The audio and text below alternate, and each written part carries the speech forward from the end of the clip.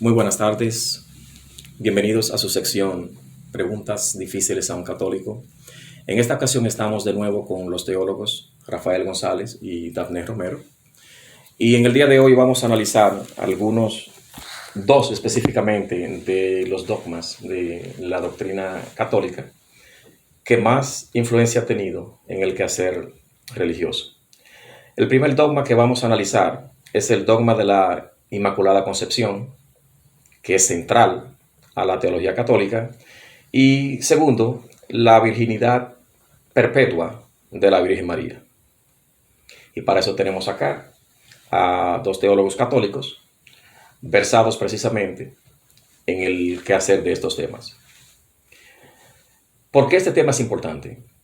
En teología reformada, y comenzando con Sproul, se enseña que existen ciertas inconsistencias en la teología católica. De hecho, Sproul, en la teología reformada, trata de categorizarlo en 5 grandes categorías. La primera es errores en temas de la justificación, de acuerdo a esa teología, errores en temas de la iglesia, errores en temas de los sacramentos, errores en temas del papado y la mariología, del rol y papel fundamental de la Virgen María en el devenir del cristianismo.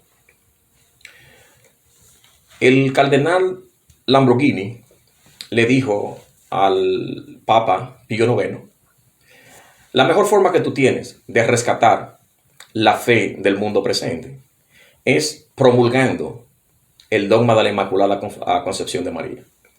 A consecuencia, entonces, en el 1854, el 8 de diciembre precisamente, mediante la bula Ineffabilis Deus, el Papa Pío IX promulga el dogma de la Inmaculada Concepción de la Virgen María. ¿Por qué este dogma es importante? Porque de acuerdo a esta afirmación, el Papa declara que la Virgen María, cuando fue concebida sin pecado. Y en esto yo quiero que se preste atención, sobre todo el pueblo protestante o reformados. La Inmaculada Concepción, de acuerdo al punto de vista católico, no es que Jesús nació sin pecado, sino que la Virgen María, ella misma, cuando fue concebida sin pecado. Pero para abundar más sobre este tema, y puesto que tenemos acá expertos en el tema, vamos a comenzar concediendo la palabra al teólogo Rafael González. Él nos va a explicar el origen y nos va a explicar el significado real para la Iglesia Católica. Sí, bueno, primero saludos y bueno, ojalá que podamos desarrollar todos los demás temas en otro momento, por supuesto. Es importante recordar la grandeza de María por su privilegio fundamental, que es la maternidad divina. O sea, porque ella dio luz a Jesucristo, que es Dios, ella es Madre de Dios. Y por eso podemos deducir otros privilegios que también están basados en la Sagrada Escritura y en la tradición, explicitado por el magisterio. Entonces, hay cierto parentesco natural, un parentesco de naturaleza que María tiene para con Cristo. Nosotros tenemos un parentesco, podemos decir, meramente espiritual, por la filiación adoptiva, por medio de la gracia.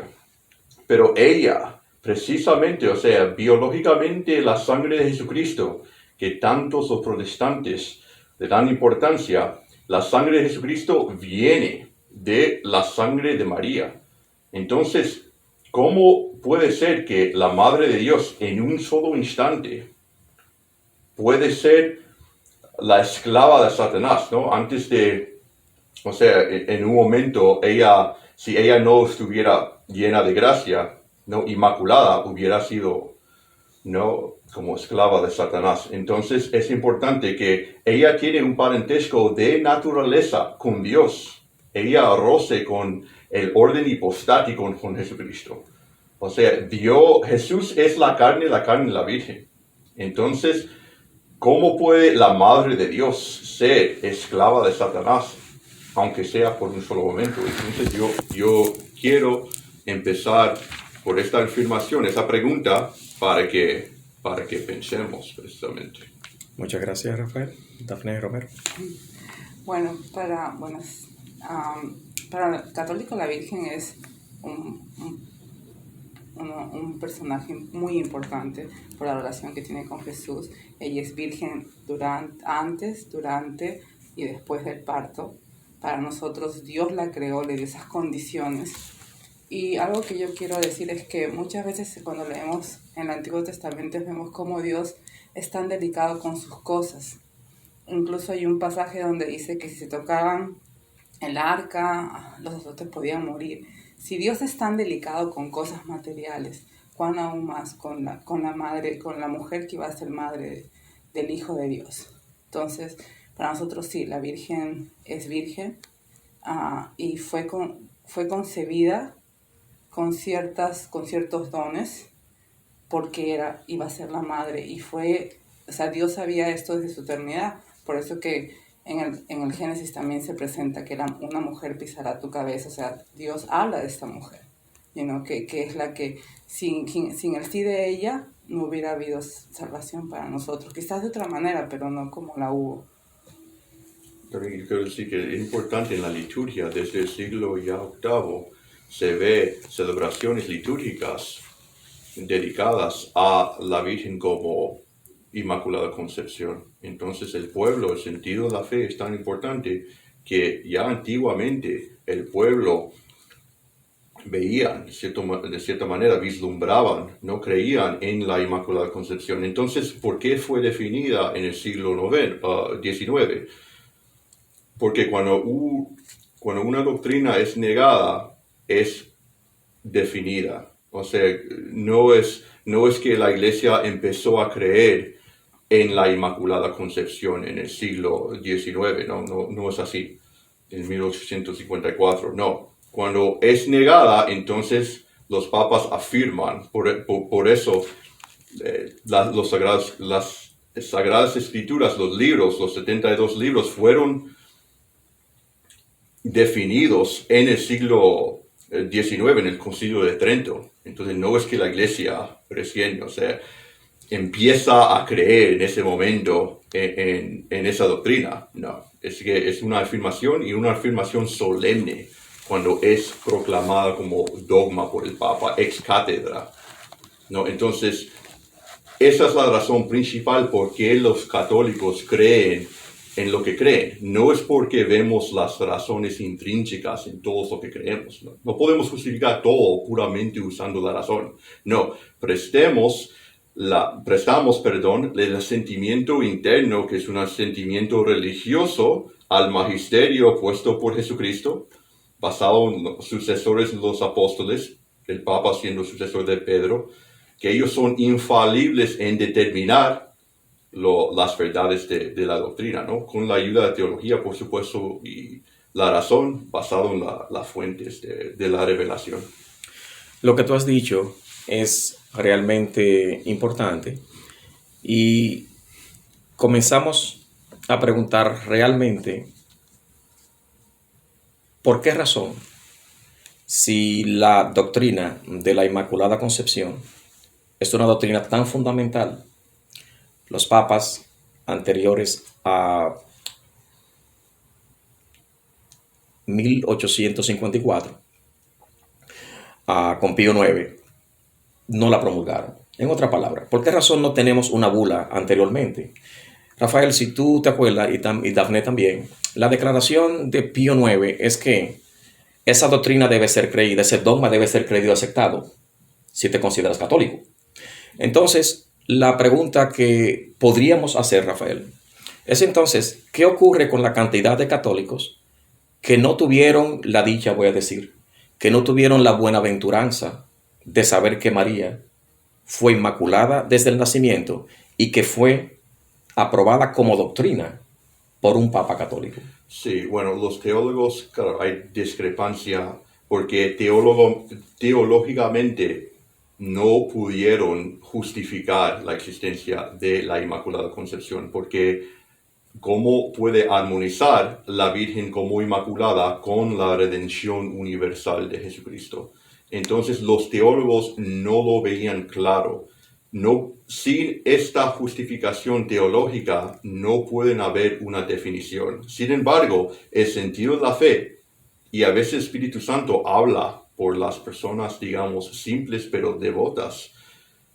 En el sentido de la fe, las personas generalmente creían en la Inmaculada, o sea, era una creencia general. Su justificación teológica viene después porque no sabían armonizar hasta allá con el escoto ya viene después. Que ahora les digo que la justificación es que Dios pudo hacerlo, era conveniente que lo hiciera y luego lo hizo. Entonces, esto es el argumento de Escoto que viene después. Y pues, pero gracias por la negación, de cierta manera, fue teológicamente más afinada su justificación, ¿no? En su definición. Entonces, eso. Muchísimas gracias por eso. Quiero decir Sí, algo. abunda. La iglesia cuando hace un dogma o dice, pasa un documento, es porque ha estudiado por años y se ha creído, como dijo Rafael. O sea, yo creo que la iglesia primitiva habla y se habla de la Virgen en la Biblia y cuando se habla de ella se habla como Virgen. Cuando dicen que concebirá una Virgen, se le da ese papel de Virgen, you know? Entonces la iglesia lo que hace es que, como dice, cuando ya comienzan a salir ciertos teólogos o ciertos pensamientos que discuten una idea o una enseñanza, ahí es cuando la iglesia dice vamos a ir más vamos a probar o vamos a hacer un documento que diga, pero es porque eso existió siempre, o sea, siempre existió María, la iglesia nace y está María, siempre está María, el rol de la Virgen María siempre ha estado ahí. Lo que pasa es que, claro, este Papa ya lo hizo un dogma, pero siempre estuvo el pensamiento y la idea siempre estuvo ahí. Lo que tú dices es lógicamente correcto y aceptable. Sin embargo, Rafael mencionó algo, y es cierto, los teólogos no lo veían claro. Entonces, si ya la doctrina estuvo desde el principio, ustedes entonces están planteando que en el quehacer católico habían creencias que no estaban claras ni siquiera para estudiosos. Sí, eso también, o sea, en la Eucaristía, por ejemplo, Correcto. es un ejemplo claro que la palabra tomada es una categoría filosófica de la filosofía griega, Correcto. transustanciación. Los apóstoles no entendían. El mismo Jesucristo decía en el Evangelio que hay muchas cosas que tengo que decirles, pero ahora no pueden con ellos. Entonces, poco a poco hay un desarrollo de la doctrina, un desarrollo orgánico, que no hay un desarrollo, digamos, sustancial, pero sí accidental, que no es que la misma verdad cambia, pero la verdad como nosotros la entendemos sí cambia. Entonces sí hay un desarrollo en la mente humana. Y claro, usamos la razón, las categorías filosóficas para aquilatar más, o sea, la teología, o sea, las verdades, los misterios de la fe. Yo pienso, Rafael, y es también el pensamiento que es más común dentro de teólogos no católicos, es que es fundamental para el quehacer teológico mostrar las verdades a través del planteamiento bíblico. Y en eso es que tenemos la mayoría de diferenciación. Por ejemplo, en nuestra teología nosotros no tomamos en cuenta la tradición de la iglesia, no tomamos en cuenta la opinión personal de ningún líder cristiano. Nosotros en el quehacer teológico basamos nuestras conclusiones en lo que se puede extraer solamente de las Sagradas Escrituras. Yo creo que eso es lo que ha provocado el malentendido en otros grupos religiosos. Damné mencionó algo sobre Génesis 3:15. Entonces ahí se indica que le pisaría la cabeza. Sin embargo, vamos a leer en Romanos 16:20. Pero si solamente puedo decir que Sí.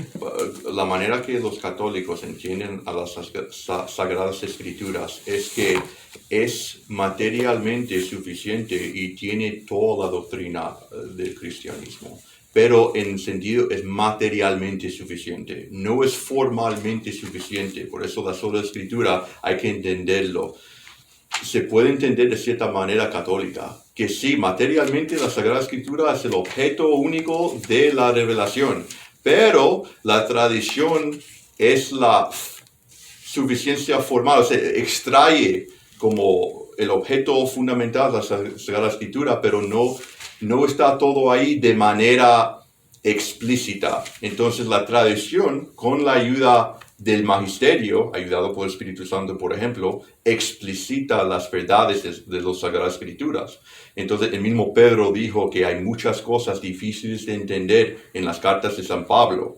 Entonces la Escritura, y vemos en la historia, hay 40,000 sectas creo que ahora. Entonces en la práctica vemos que uno no puede solo, necesita como un instrumento que nos ayuda a interpretar de manera infalible, y eso es el magisterio, ayudado con la tradición. Entonces, Eso lo entendemos. La diferencia con respecto al quehacer teológico de nosotros es que nosotros no creemos que una persona en particular tenga la anuencia o tenga la revelación, porque entonces sería privada. Nosotros entendemos, Rafael y Dafne, que cualquier persona está en capacidad de pedir al Espíritu Santo y el Espíritu Santo entonces le informaría de las verdades. Es un poco contrario al entendimiento católico, que el entendimiento normalmente se da a través del pontífice máximo, puesto que él es el que tiene la ex cátedra para poder promulgarlo como bula. Eso se entiende, aunque es sí en la principal diferencia.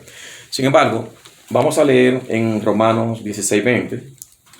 Y estoy leyendo desde la versión de Reina Valera de 1905 y dice: y el Dios de paz aplastará en breve a Satanás bajo vuestros pies. La gracia de nuestro Señor Jesucristo sea con vosotros.